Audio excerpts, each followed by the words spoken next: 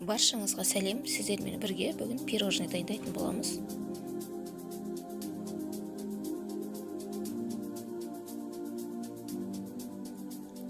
Бізге керекті 3 жұмыртқа.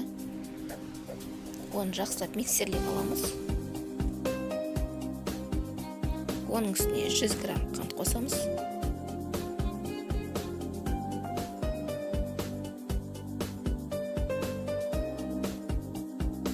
Елу грамм сары май қосамыз.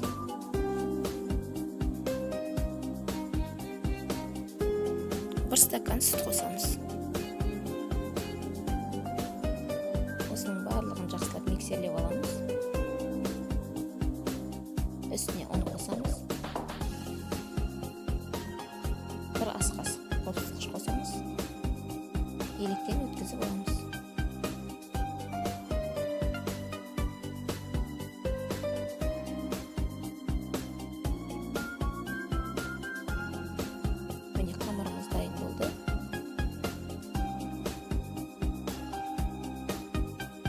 Табамызға қойып 180 градуста 25 минут пісіріп аламыз.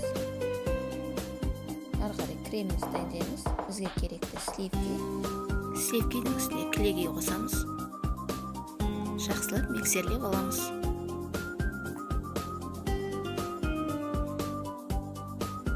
Міне креміміз дайын болды. Коржемізді видеодағыдай барлығын кесіп аламыз. Қалған қалдықтарын блендерге салып ұнтақтап аламыз.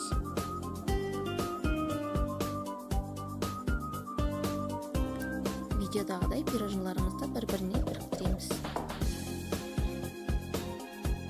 Ортасына креміміз жағып аламыз. Екінші бөлігін бетіне жапсырамыз.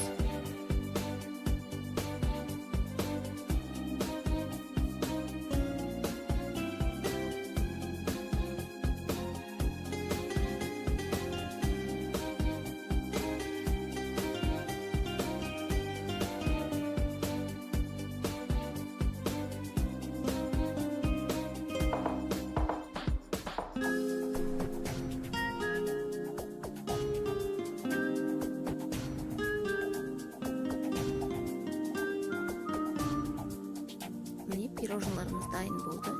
Өте дәмді болып шығады. Достар, менің каналыма тіркеліп, лайк, комментарий қалдырып кетіңіздер. Баршаңызға көп рахмет.